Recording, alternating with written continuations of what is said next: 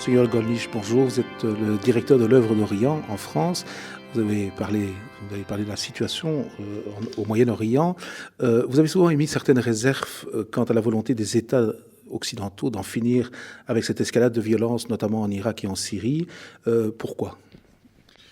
D'abord, il faut bien reconnaître que l'invasion américaine en Irak a eu pour effet de détruire l'État irakien, de détruire l'armée irakienne dans tous les cadres. Non seulement les généraux, mais aussi les sergents ont été vidés de l'armée, ce qui fait que l'armée irakienne est très fragile et que tous les cadres ont rejoint les zones où le Daesh est actif. Et ça a détruit l'État sans le remplacer par rien. Donc il faut que les Occidentaux arrêtent de penser qu'ils peuvent intervenir, détruire des gens qu'ils considèrent, à tort ou à raison, là n'est pas mon propos, comme des dictateurs, mais on remplace par rien. Et éventuellement même, si on s'est engagé à cela dans une campagne électorale, on dit au revoir et on s'en va. Ce n'est pas possible, on ne peut pas détruire sans remplacer. On ne peut pas laisser un pays hors de toutes ces structures. Quant à la Syrie, voilà quand même de nombreuses années que les Occidentaux affirment neutraliser le Daesh et Al-Qaïda par des bombardements aériens, et que depuis que le Daesh a envahi le nord de l'Irak, le Daesh n'a rien reculé, n'a rien cédé, pas un centimètre carré, bien plus. Il s'est étendu, il s'est déployé, il a pris la ville de Ramadi, qui est une grosse ville en Irak, et il a pris la ville de Palmyre en Syrie, qui est une ville qui est au milieu d'un désert qui est tout plat. Par conséquent, les gens qui habitent l'Irak et la Syrie sont fondés à se dire, mais si le Daesh peut continuer à se déployer comme il le fait, et en Irak et en Syrie, ça veut dire qu'il peut aller partout. Et donc les gens se sont dit on peut plus. Les personnes qui jusqu'alors disaient on s'accroche, on habite Alep, on habite Homs, on habite Damas, c'est notre ville, on veut pas quitter, on s'accroche pour rester. Quand ils ont vu les progrès du Daesh depuis un an, alors qu'on est censé les neutraliser, par conséquent, ils se sont dit, on n'a qu'une solution, c'est de partir. D'autre part, le Daesh vend du pétrole à la Turquie, comme tout le monde le sait. Il ne les vend pas à travers un pipeline qui serait souterrain, il les vend avec des camions-citernes. Il y a des files de camions-citernes qui franchissent la frontière pour vendre le pétrole via la Turquie.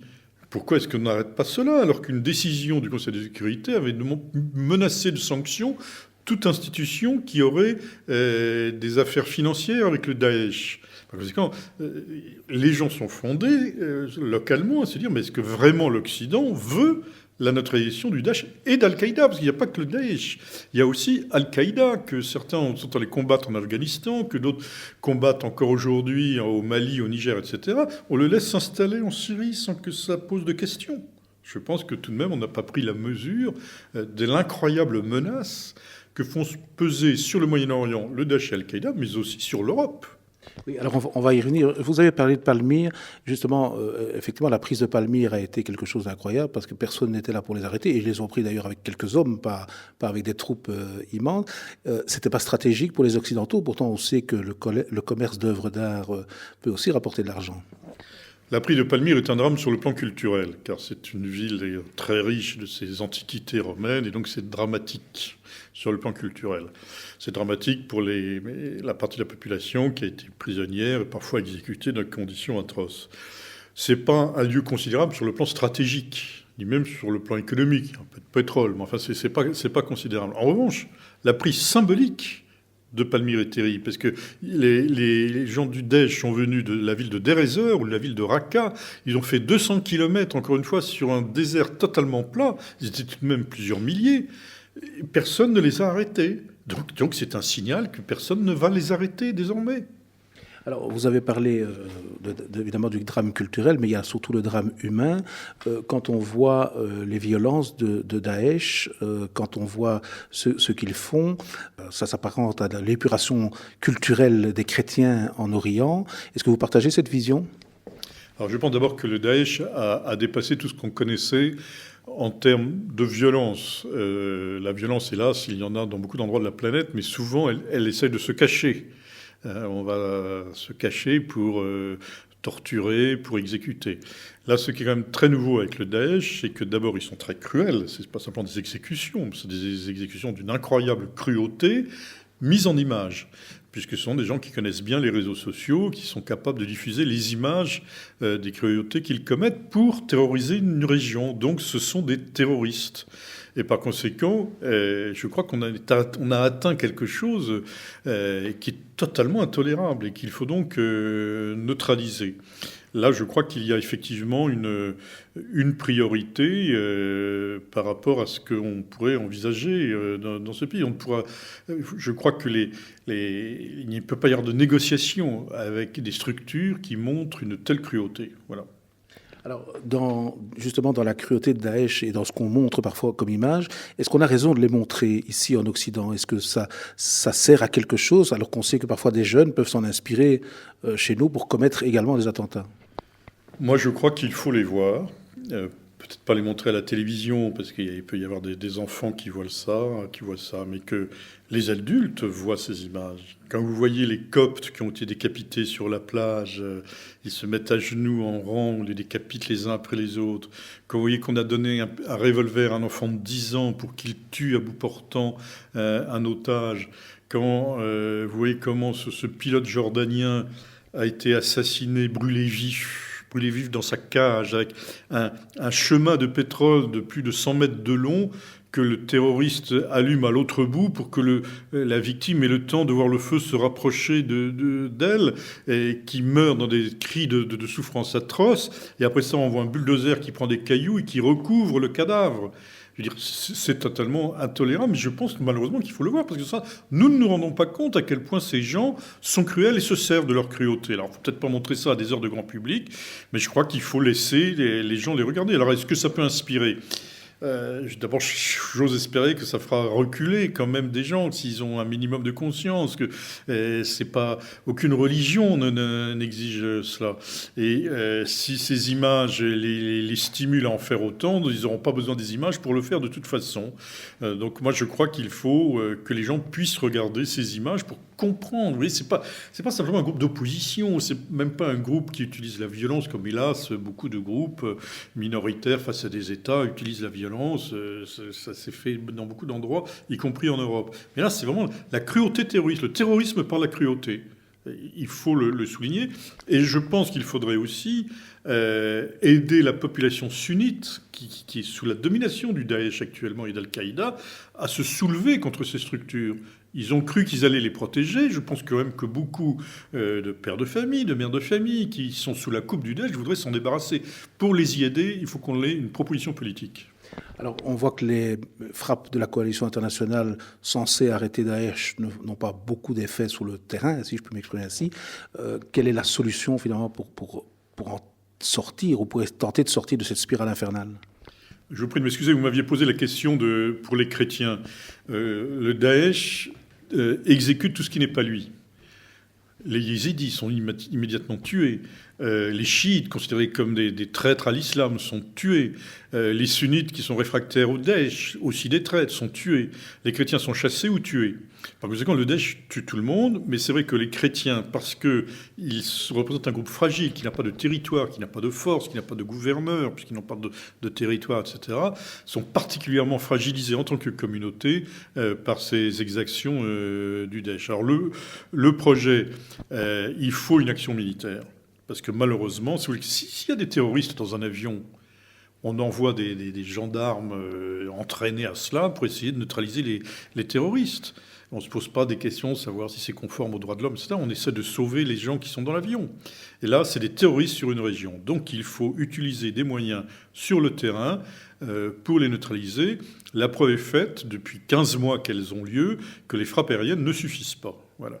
Alors ces gens sur le terrain, c'est pas forcément des Occidentaux, c'est pas forcément des Européens, c'est pas forcément des Américains. Il y a de nombreuses possibilités.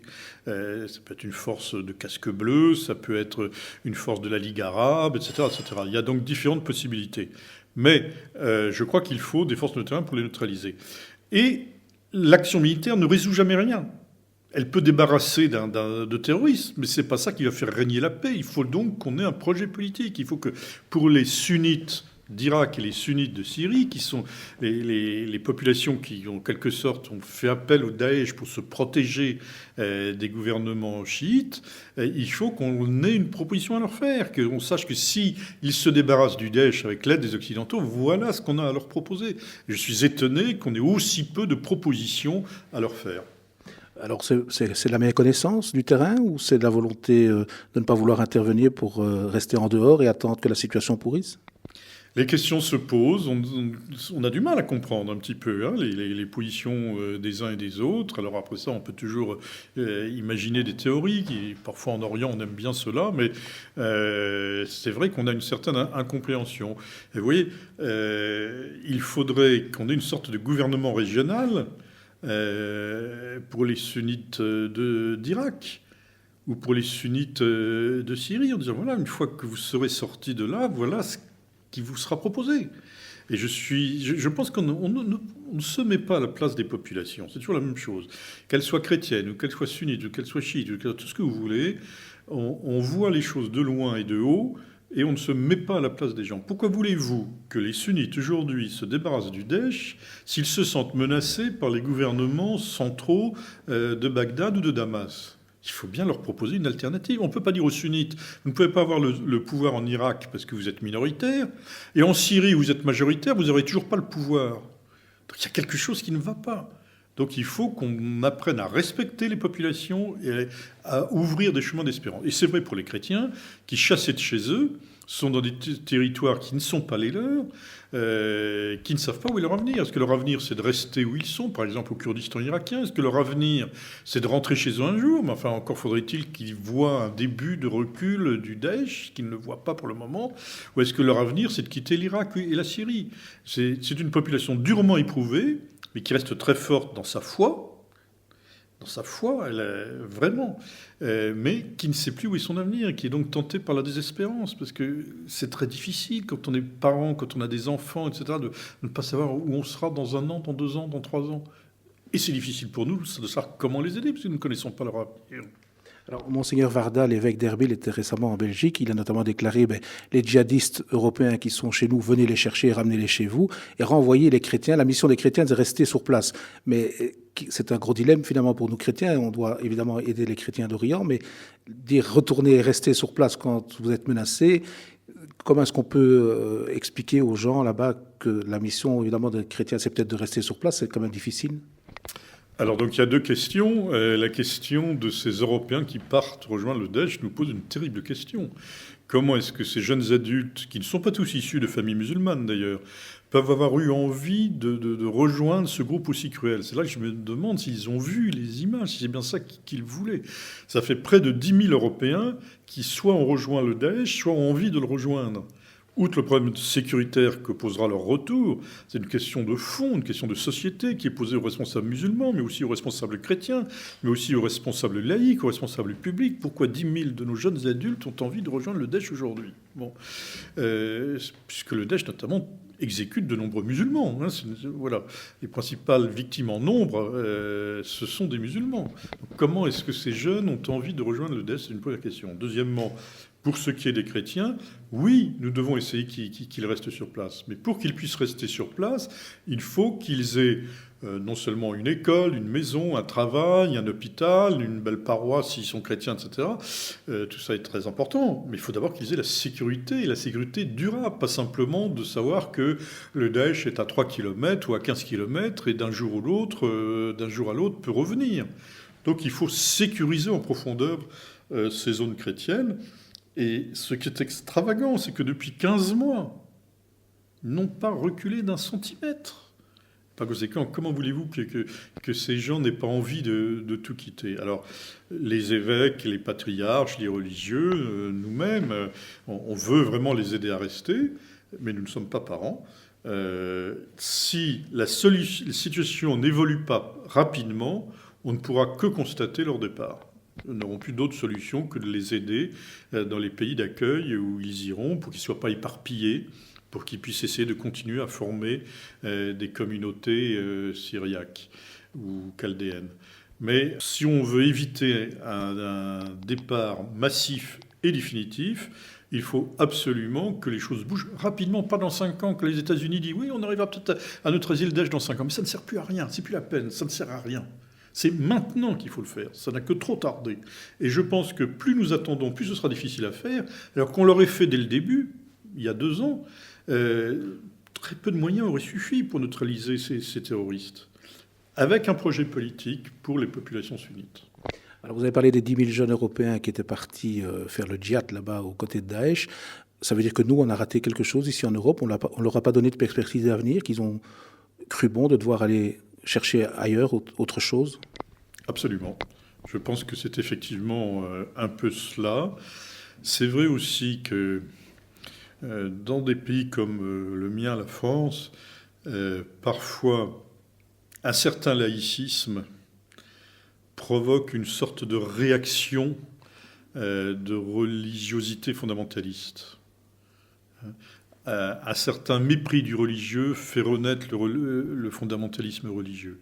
Et donc je crois qu'il faut qu'on s'interroge vraiment aux perspectives qui sont ouvertes, qui ne sont pas simplement des perspectives sociales, parce que certains jeunes sont issus de familles qui n'étaient pas toutes des familles de marginaux ou des familles de grande misère. Il y a des familles de classe moyenne, voire de classe aisée. Par conséquent, le problème, il n'est pas d'ordre économique, il n'est pas d'ordre social, il est effectivement d'ordre spirituel. Méconnaissance du religieux, méconnaissance de ce à quoi ils vont arriver et à trouver. Enfin, et puis, étouffement par notre mode de vie, par nos discours, parfois, d'une dimension religieuse qui nous réexplose à la figure, si vous voulez. Alors, dans le discours la conférence que vous avez donnée tout à l'heure à l'Ordre du Saint-Sépulcre, vous avez parlé évidemment des origines très lointaines des conflits dans toute cette région du Moyen-Orient. Plus proche de nous, vous situez, entre autres, et ça m'a frappé, aussi l'origine du conflit israélo-palestinien comme étant un des déclencheurs, indépendamment de la guerre d'Irak, un des déclencheurs de cette déstabilisation de la région. Oui, parce que il y a deux facteurs. Comme vous le savez, le monde arabe n'a pas accepté la création de l'État d'Israël décidée par l'Assemblée générale des Nations unies. Et par conséquent, il y a eu à plusieurs reprises des guerres entre Israël et les États arabes qui ont toutes tourné à l'avantage d'Israël. Alors c'était qui les États arabes? C'était des gens qui mettaient en avant une certaine laïcité, relative, mais tout de même, et qui mettaient en avant la carte de l'arabité. C'était le monde arabe, dans lequel il y a beaucoup de musulmans et quelques chrétiens, mais c'était le monde arabe qui réagissait contre Israël et qui a échoué. Et donc ça a eu comme effet que beaucoup de jeunes adultes se sont dit, donc cette carte de l'arabité n'était pas la bonne carte, il faut jouer la carte de l'islamicité. C'est en affirmant notre identité musulmane, quitte à l'affirmer de manière excessive ou fondamentaliste, qu'on arrivera à faire bouger les choses là où l'arabité a échoué, premièrement. Deuxièmement, il y a dans la politique du gouvernement israélien, je ne suis en rien un adversaire d'Israël, mais le gouvernement actuel a encouragé l'implantation de colonies dans les territoires palestiniens non israéliens, donc au-delà du mur qu'Israël a construit. L'implantation de ces colonies sont toutes illégales au regard du droit international. Toutes illégales. Et là-dessus, l'Occident a fermé les yeux. Les produits fabriqués par les colonies en Cisjordanie bénéficient du tarif israélien, alors qu'elles ne sont pas des colonies israéliennes, ce sont des colonies illégales construites en Palestine. Donc la manière dont finalement les gouvernements occidentaux, et spécialement le gouvernement américain, a laissé faire les choses, discrédite la parole internationale, quand après ça, on va dire, on va mettre chez vous, tel chef d'État arabe ne respecte pas le droit international, ne respecte pas les droits de l'homme, mais on a laissé faire des pratiques illégales en Israël. Et par conséquent, nous n'avons plus de crédit lorsque nous parlons de ces réalités. Alors, autre chose qui m'a frappé tout à l'heure dans la conférence, vous avez également dit que les Israéliens, effectivement, avaient été le déclencheur de cette vague de violence. Comment est-ce qu'on peut aujourd'hui faire pression, peut-être alors sur Israël ou sur les pays de cette région pour se mettre à table et négocier? Parce que finalement, si on veut une solution diplomatique, ce que prônent beaucoup de gens, il faut d'abord amener les gens à la table de négociation. Je ne sais pas si je dirais qu'Israël a été l'élément déclencheur, parce que malheureusement, la violence habite le cœur des hommes et la violence a habité aussi le cœur de nombreux Palestiniens. Donc la violence est partagée de part et d'autre. Mais la pratique de l'implantation de colonies a empêché les pourparlers de paix. Je rappelle que l'autorité palestinienne demandait que pendant les pourparlers de paix, on suspende l'implantation de nouvelles colonies en Cisjordanie. Non pas qu'on y renonce, non pas qu'on revienne en arrière, mais suspendre pendant les négociations, ça n'a pas été fait. L'autorité palestinienne, dans ces conditions, ne peut pas négocier avec Israël parce qu'elle serait complètement discréditée vis-à-vis de son propre peuple. Par conséquent, il faut qu'on fasse des choix. Il y a beaucoup de choses que l'on peut entendre, le non-retour des réfugiés, la construction d'un mur pour se protéger, Jérusalem, capitale éternelle et indivisible de l'État israélien. L'implantation des colonies, à mon avis, c'est l'élément qui rend impossible tout chemin de paix entre Palestiniens et Israéliens. Alors, autre parole forte que vous avez dite aussi, c'est de dire que croire que nous sommes loin de tout ça et un peu à l'abri. Vous dites ce qui se passe là-bas aura des conséquences chez nous. En clair, ça veut dire quoi? D'abord, nous constatons même que géographiquement, entre la Syrie et la France, entre la Syrie et l'Italie, il n'y a aucun État entre nous. Il y a simplement la Grande Bleue à traverser. Et après tout, quand on a trouvé un bateau, on peut la traverser. On peut aussi nous rejoindre à travers des routes terrestres, comme nous le voyons dans ces situations tout à fait dramatiques de ces hommes, de ces femmes, de ces enfants qui, au péril de leur vie ou de leur santé, veulent nous rejoindre en Europe. Par conséquent, nous ne pouvons pas imaginer vivre sereinement dans une Europe supposée riche, même si nous avons nos difficultés économiques, à côté d'un sud de la Méditerranée qui serait dans la pauvreté, dans la misère, dans la détresse. Il y a une unité méditerranéenne. Il ne faut pas que l'Union européenne, que nous aimons tous, à laquelle nous croyons, nous détourne de l'idée de l'unité méditerranéenne. Ce sont nos voisins, ils sont à nos portes. L'Afghanistan, c'est loin. La Corée du Nord, c'est loin. La Syrie, c'est à nos portes. Et par conséquent, nous voyons avec ces mouvements migratoires que les événements du sud de la Méditerranée ou de l'est de la Méditerranée nous rejoignent très vite, surtout avec la mondialisation aujourd'hui, avec les échanges, avec les réseaux sociaux. Par conséquent, ce qui risque de se tendre au Moyen-Orient, qui peut arriver à une guerre généralisée, parce que si toutes les minorités sont écrasées, il ne restera plus que des États qui vont se raidir sur leur groupe majoritaire et qui vont donc se déclarer la guerre à un moment ou à un autre. Et ça va retomber sur nous. Ça va retomber sur nous. Par conséquent, il est plus qu'urgent qu'on perçoive davantage la diplomatie de l'Union européenne sur cette crise. Nous n'entendons pas beaucoup l'Union européenne sur la crise du Moyen-Orient. Et que l'on trouve, encore une fois, et des moyens militaires pour arrêter le conflit et une solution politique pour reconstruire. Alors, récemment, 3 évêques belges se sont rendus en Irak, à Erbil, à quelques kilomètres de la ligne de front avec Daesh. Est-ce que ce genre de démarche est utile ? Ce genre de marche est tout à fait fondamental. Il est important, puisque nos frères sont menacés de disparition. Ce à quoi nous assistons, c'est la disparition possible des chrétiens en Irak et en Syrie, puisque nous ne leur offrons pas d'autres possibilités. Donc il est normal que dans la communion de toute l'Église, les évêques des différents pays disent leur proximité, constatent de visu ce qui se passe, et viennent apporter leur soutien, au moins spirituel, et plus si possible. D'autant que de nombreux évêques d'Orient viennent chez nous, parce que pour eux, les pays d'Europe représentent aussi quelque chose d'important. Ils savent bien que les églises des différents pays d'Europe sont leurs frères, ont leurs soucis, je pense dans beaucoup de paroisses, on a prié pour eux, etc.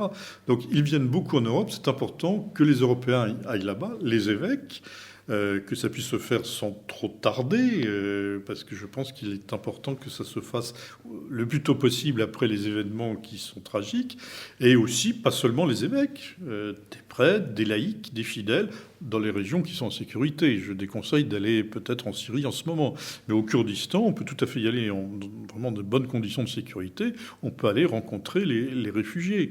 Et donc là, je pense qu'il y a quelque chose d'important, parce que vous savez, quand on est dans cette situation, on a été chassé de chez soi, on a un sentiment d'abandon.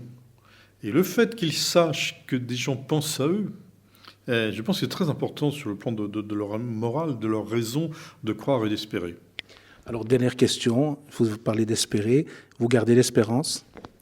Je garde l'espérance, non seulement parce que dans la foi, il est tout de même normal de garder un peu d'espérance, mais je garde l'espérance parce que je crois que dans la plupart des pays, les populations, dans leur ensemble, je dirais bien les populations chrétiennes et musulmanes, dans leur majorité, ne veulent plus de ces guerres, ne veulent plus du fondamentalisme rigoriste d'un autre temps, d'un archaïsme, d'une absence de capacité à gérer un pays, et que ces populations veulent que leur pays avance dans la modernité. Ce qui pose un problème à l'islam d'ailleurs. Hein. Comment trouver une bonne articulation avec la modernité? C'est jamais simple pour une religion révélée. Mais on voit bien que l'essentiel de ces populations, celles qui ont chassé les frères musulmans en Tunisie et en Égypte par exemple, mais aussi l'essentiel de la population aujourd'hui en Syrie, veut que ces guerres s'arrêtent. Ce sont des guerres à la fois de pauvres et d'un autre temps. On n'est plus au Moyen-Âge, et ce qu'il faut, c'est qu'ils avancent vers la paix et la modernité. Donc ce désir d'une grosse partie de la population me semble être, à vue humaine, un élément de confiance que autre chose serait possible. Mais à nous aussi, occidentaux, d'avoir une attitude responsable, ce qui n'est pas toujours le cas. Merci beaucoup, monseigneur.